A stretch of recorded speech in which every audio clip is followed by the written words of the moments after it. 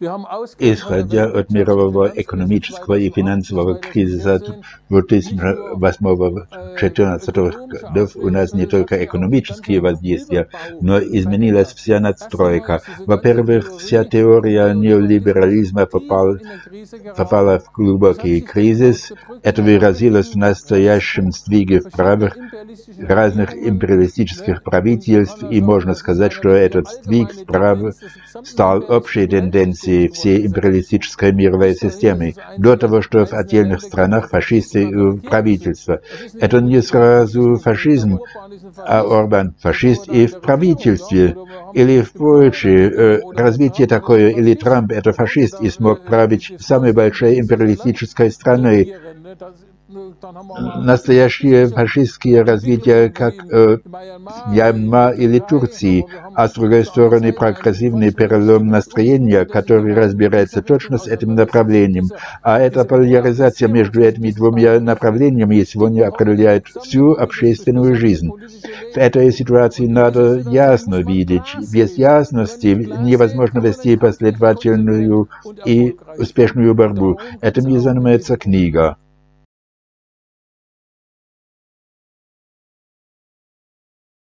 Именно потому, что в мире полно кризисов, путаница среди людей огромна.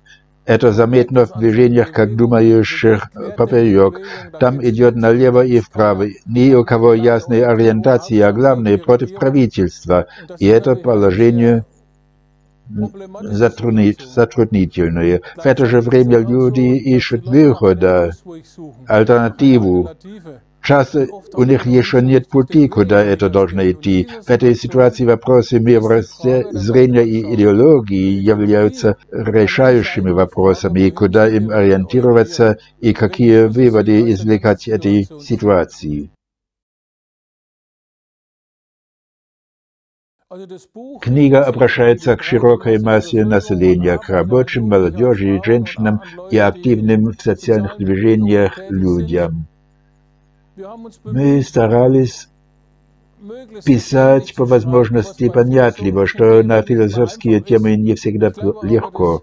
А я считаю, самые трудные в книге — это цитаты буржуазных философов, которые всегда особенно непонятно пишут, чтобы никто не мог разобраться. У каждого человека образ мышления, личное мировоззрение, с которым он смотрит на мир, из которого извлекает выводы, по которым он живет. На это мировоззрение влияют все вещи мира, всеобщее бытие, конечно, господствующая ныне кризисность империализма, а также два главные идеологии, именно борьба между пролетарской и буржуазной идеологиями, между пролетарским и буржуазным способами мышления.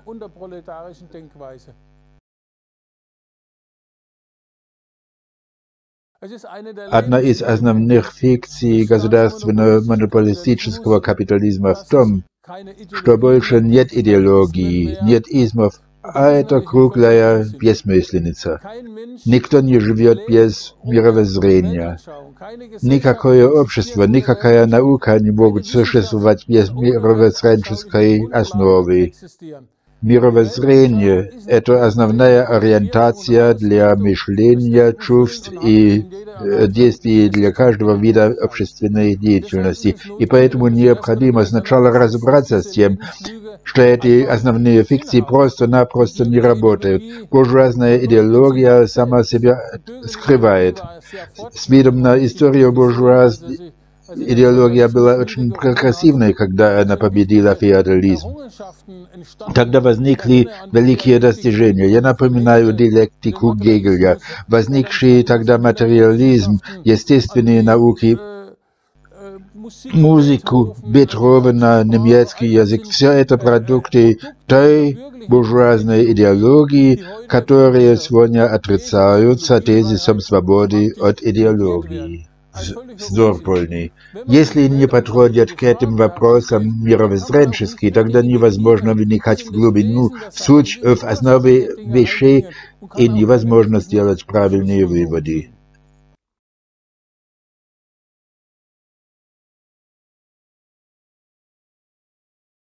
история буржуазной идеологии такова. Когда рабочий класс когда-то вступил в историю, с момента, когда с Марксом и Энгельсом возникла пролетарская идеология, у буржуазной идеологии появился противник, и с тех пор она получила реакционный антикоммунистический характер. И этот реакционный характер буржуазной идеологии образует ее суть. Антикоммунизм в истории играет огромную роль. Вспомним антикоммунизм до Первой мировой войны. Он был очень важным для контроля над рабочим движением. Фашизм – это отродье антикоммунизма. Главной его целью же было истребление большевизма во всем мире. Банкротство фашизма, конечно, также было банкротством буржуазной идеологии, а социализм получил большой вес. Треть человечества жило в социалистических странах, разбили старый колониализм, и это было расцветом научного социализма среди широких масс мирового населения, рабочего движения и так далее. И на это реагировал антикоммунизм. Он всегда реагирует на прогрессивные движения. Тогда происходил переворот американской политики по Германии с реакционным антикоммунизмом. Потом нарушили все соглашения. Потсдамское соглашение нарушили созданием Германии, с расколом Германии. Хлынула огромная антикоммунистическая война в мире. Я напоминаю эру макартизма в США, где систематически преследовали каждого деятеля в области культуры, СМИ и каждого прогрессивного человека, если только хоть казалось, что он как-нибудь связан с коммунизмом или положительно высказался об этом. Но в рабочем движении реакционный антикоммунизм всегда имел дурную славу. Большинство рабочих отклонило его. Поэтому в начале 50-х лет возникла демократическая форма антикоммунизма, так называемый Конгресс свободы и культуры. Туда вошли определенные люди, как Вилли Брандт или художники, или от франкфуртской школы, а также троцкисты или очищенные старые коммунисты. Они там были и создали тот так называемый демократический антикоммунизм. Это развитие продолжалось. Следующим этапом был Готенбергский съезд СТБГ, который главным образом делом занимался антикоммунизмом. Он оторвался от революционного рабочего движения. СТБГ даже больше не называлась рабочей партией, а народной партией. Этот демократический антикоммунизм по принципу был то, что определяет эту СТБГ. Затем пришло студенческое движение, социализм тут снова приобретал новые условия, а ответом на это была франкфуртская школа. Во всем мире она считалась прогрессивной, но это не так. Они действительно теоретики демократического антикоммунизма. Они никогда не представили коммунистические взгляды, они всегда критиковали коммунизм.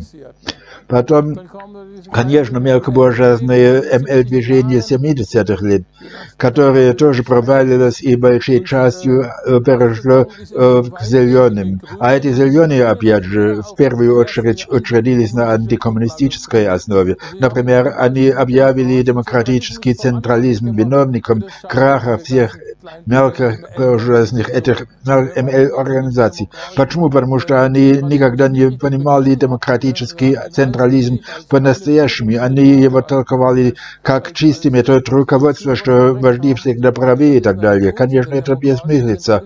Демократический централизм – это живой процесс образования, создания партий, как возникают решения, как они осуществляются. Эти мелкобуржуазные вожди никогда не понимали это, и поэтому они объявили демократический централизм рухнувшим и развили затем называемую базовую демократию, которую, кстати, между тем хоронили, ее никогда не проводили. Никто не осуществил когда-нибудь разную демократию у зеленых. продолжении в 80-х годах. Тогда рабочее движение взял новый забег, были большие бои. Напоминаю, борьбу за 35-часовую рабочую неделю, борьбу в Фрайенхаузене и так далее. И в этой ситуации снова развилась новая форма. Левый антикоммунизм, представленный левыми реформистами, которые вдруг возглавили движение в Фрайенхаузене. И там впервые случилось, что профсоюзы предоставили таким людям некоторые места. До этого их побороли, левых реформистов, со своими альтернативными списками заводских советов, исключили их из профсоюза. Сейчас они были нужны для возведения дамбы против научного социализма, который людям стал все интереснее. Со своим опытом из забастовок все больше рабочих сказали, так это не идет с капиталистической системой, нам нужно совсем другое, и действительно обращались к социализму. Это было как стоп-кран, из этого возникал и современный антикоммунизм, который, с одной стороны, прогрессивные требования, критикует капитализм и эксплуатацию, требует демократические права, клеймит перекосы капитализма. В то же время говорит, но коммунизм потерпел крушение, к тому же там сталинизм и маоизм, будьте осторожны, это же тоже не то. Современный антикоммунизм – это то, с чем рабочее движение сегодня имеет дело. Вещь это опасно, потому что с современным антикоммунизмом впервые удалось глубоко проникать в рабочее движение и в широкие массы. Реакционному антикоммунизму это не было по силам, и большее значение современного антикоммунизма в том, что рабочим движением и среди масс он развертывает тормозящее движение.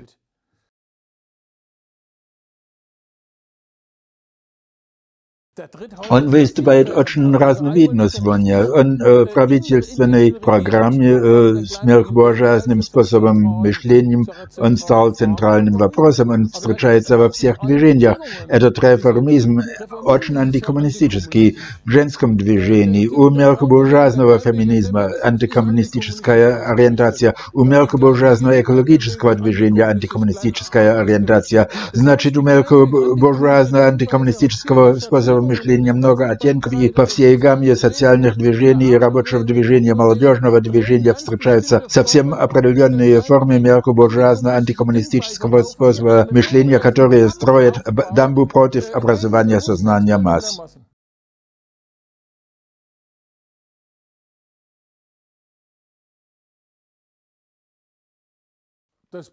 Книга кончится главой о великой пролетарской культурной революции. Вопрос в том, как во всем обществе организовать превосходство научного социализма над пережитками буржуазной идеологии в социалистическом обществе.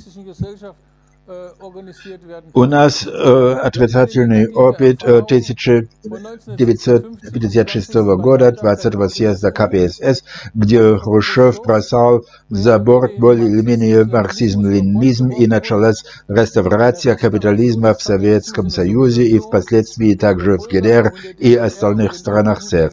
Современный ревизионизм был мировоззренческой основой этой реставрации капитализма. Это замазывание между научным социализмом и буржуазной идеологией, и по сути это лишь новая форма буржуазной идеологии. Подобное развитие имелось также в Китае. Чтобы справиться с этим развитием, Мао Цзэдун в 1966 году провозгласил великую пролетарскую культурную революцию и призвал масс покончить с этим ревизионизмом и идти дальше на шаг к социализму. Это огромная идеологическая борьба, участвовали тут миллионы масс, и молодые шли в деревни, чтобы связаться с крестьянами и не просто работать в учебе для карьеры. Они учились у крестьян, и они им чем-то научили, разработали медицинские системы на деревнях, осуществили экологические проекты. Конечно, они критиковали этих партийных вождей, как Мао Цзэдун сказал, буржуазные бюрократы с партбилетом в кармане, обнаружить которых не совсем легко, потому что у них всегда впереди социалистические фразы, и совсем нелегко было распознать их. Рабочие, студенты, крестьяне, они критиковали и отчасти сместили их. Пролились огромные крокодиловые слезы, а культурная революция же всегда изображается как огромное кровопролитие, где якобы умерли миллионы людей. Но это чушь. Я, между тем, больше 50 лет работаю в революционном движении и знаю, что тогда даже в буржуазной печати высоко ценили культурную революцию. Тут были Шпигель, Süddeutsche Zeitung, Frankfurter Rundschau. Они печатали чудесные статьи о великой пролетарской культурной революции, в которой сами участвовали их же корреспонденты. Это не было как-то продолжением коммунистической пропаганды, приобретевшей больше влияния. Это были их наблюдения как буржуазные журналисты. После смерти Мао Цзэдуна и с реставрации капитализма в Китае, конечно, начала неслыханная клевета и фальсификация истории. Как это мы видели во время Ленина и Сталина, чтобы, разумеется, строить предрассудки против социализма. И это глава Великой пролетарской культурной революции еще раз уясняет важность идеологической борьбы за способ мышления. Нет победы социализма, не основанной на пролетарском способе мышления, на научном социализме. Без пролетарского способа мышления в качестве основы нет социализма, нет дальнейшего развития к коммунизму.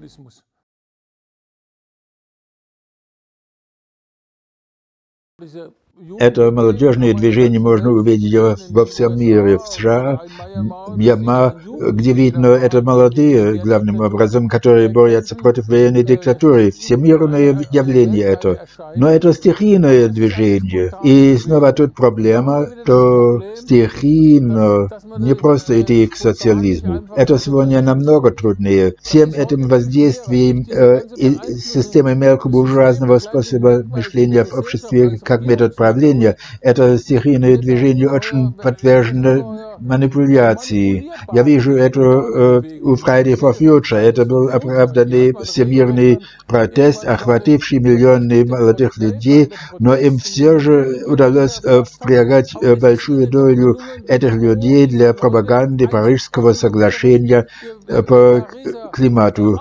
Парижское соглашение по климату не хватает для предотвращения экологической катастрофы.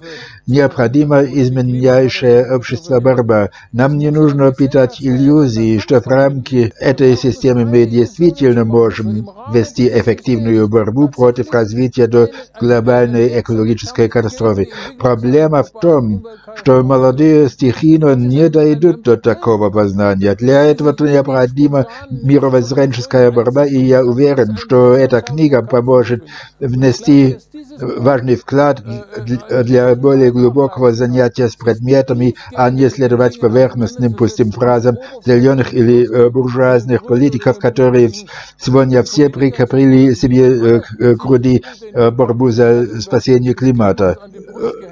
Тут нужна своя голова, а тут они имеют только если они мировоззренчески освобождаются от современного антикоммунизма и обращаются к научному социализму и к пролетарскому способу мышления и труда.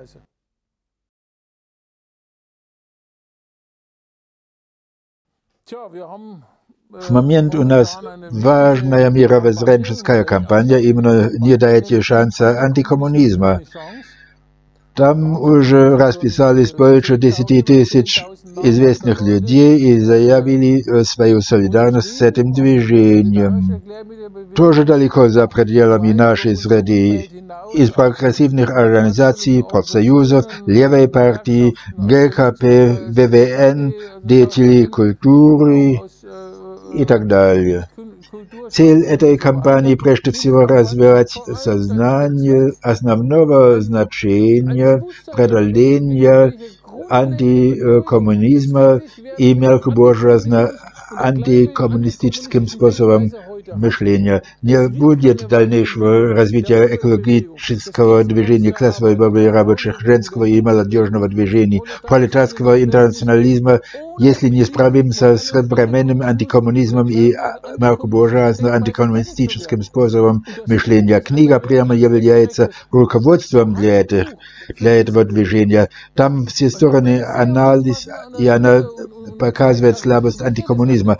Его период полураспада все больше сокращается. Были все новые волны антикоммунизма с новыми лицами, новыми вариантами, а потом за короткий срок они должны были обновлять антикоммунизм. И это все снова и снова до сегодняшнего дня. Все-таки антикоммунизм в кризисе, он больше не может дать правильный ответ на эти вопросы людей. А это нам надо использовать. И в это целит кампания, в это целит книга, и поэтому книга как раз отлично ко времени. На самом деле прошло 7 лет после выхода последнего номера теоретического органа, посвященного глобальной экологической катастрофе. Это прежде всего связано с тем, что тема очень комплексная. Борьба между пролетарской и буржуазной идеологиями, которая нет в общем по буржуазному толкованию, настолько всесторонняя, существует только тысячи каналов, по которым буржуазная идеология распространяется среди масс людей, молодежи, рабочих. Все это мы исследовали по всей гамме. Сначала в первой книге мы еще раз занимались с антикоммунизмом. В последующих книгах мы рассмотрим более новые теории, которые появились. И, конечно, с новыми ревизионистскими и реформистскими теориями. Значит, между тем не только СТБГ представляет реформизм, но также Зеленая, Левая партия и ХСС. А это совсем новая ситуация, что реформизм стал общим достоянием всех буржуазных партий. А мы также разбираемся с ревизионистскими представлениями демократической конфедерации Оджалана, которые, по-моему, разоружают и курдскую освободительную борьбу. Это катастрофа. Эта теория вносит большой вклад, что курдское движение в изоляции, а также что оно за последнее время потерпело поражение. Курдское освободительное движение должно отказаться от этого ревизионизма, если оно хочет быть успешным. Мы еще раз занимаемся с неофашистскими идеологиями, вопросом теории тайных заговоров и так далее. Это все будет во втором томе. В третьем томе мы прежде всего хотим обращаться к культуре и науке. Там мы занимаемся психологией, педагогикой, исторической наукой, религией и разными областями общественной жизни, которые существенно помогают все снова внести буржуазную идеологию в массы. В последней книге, которая, собственно, является квинтэссенцией нашего ряда книг, мы занимаемся с учением о способе мышления. Какие выводы нам следует извлекать для мировоззренческой борьбы в борьбе за способ мышления, какое значение это имеет сегодня. Кто сегодня не справится с мелкобуржуазным способом мышления, тот не будет организовываться, тот не участвует в борьбе, тот пытается как-нибудь пробиваться, он будет нести перед собой прогрессивные идеи, но никогда он не ведет последовательную борьбу против этой системы. Все это важно, чтобы разобраться тут и чтобы заниматься со сложными вопросами мировоззренческой борьбы сегодня. Это, по сути, охватывает все разные стороны учения о способе мышления. И само учение о способе мышления является дальнейшим развитием диалектического и исторического материализма. Она занимается анализом способа мышления масс как определенная исходная точка мировоззренческой борьбы, какие тут возникают категории. Нельзя просто начинать трахтеть с ним. Надо точно подумать, как вести эту мировоззренческую борьбу, чтобы она была успешной. Книга занимается определенной культурой спора, которая нужна. С пролетарской культурой спора необходимо, чтобы убедительность в мировоззренческой борьбе была правильной. Нам нужна и форма организации. Чтобы вести эту мировоззренческую борьбу, нам нужно научно работать. Это невозможно стихийно, без организации, без научной организации труда, без марксистского стиля работы, без пролетарского способа работы, потому что пролетарский способ мышления осуществляется в первую очередь коллективной работой, а коллектив сработает только организованно, а то только получается хаос. И не в последнюю очередь нам нужен метод, чтобы всегда проверять самих себя, насколько на нас влияет буржуазная идеология и мелкобуржуазный способ мышления. Поэтому метод контроля и самоконтроля играет такую важную роль, потому что они являются методом, чтобы справиться с буржуазным влиянием, с современным антикоммунизмом, с мелкобуржуазным феминизмом, с мелкобуржуазным экологизмом и так далее, чтобы дальше развивать себя дальше. Этот метод контроля и самоконтроля сегодня фундаментален для всякого развития движения, прогрессивного движения, революционного движения, для борьбы за социализм, для подготовки международной революции, а также для строительства социализма на пути к коммунизму.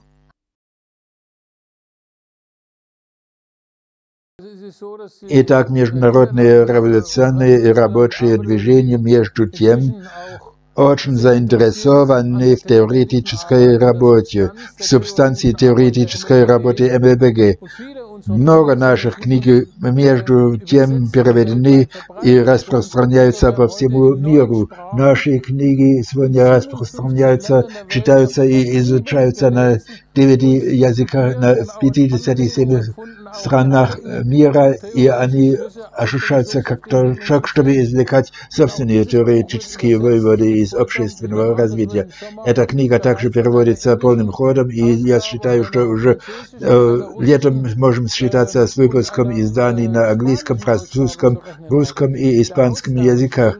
Обмен наших теоретических познаний с другими теоретическими познаниями, существующими в международном революционном и рабочем движении, сегодня фундаментален, иначе не будет международной социалистической революции. Если не обмениваться, не учатся друг у друга, если не охватывают разные ситуации и также не познают взгляды союзников и так далее. В этом смысле мы придаем большое значение организации пролетарского интернационализма. Мы очень интенсивно работаем в ИКОР, международной организации, между тем 62 партий организаций на всех 5 континентах, которая намерена транснационально координировать и согласовать свою практическую деятельность, и мы ведущей роли работаем в международном едином фронте против войны и фашизма, против этого сдвига вправо, в котором между тем участвуют 500 организаций. Это настоящее всемирное движение. У всех этих людей очень большой интерес в нашей теоретической работе. У нас запросы, они работают с переводами, они уже ждут, знают, что эта книга разрабатывается, вот и спрашивают, когда она выходит и так далее. В этом смысле у нас и определенная обязанность, а у нас и претензия принимать также опыт международного революционного и рабочего движения и обобщать его. Это взаимный процесс с фундаментальным значением.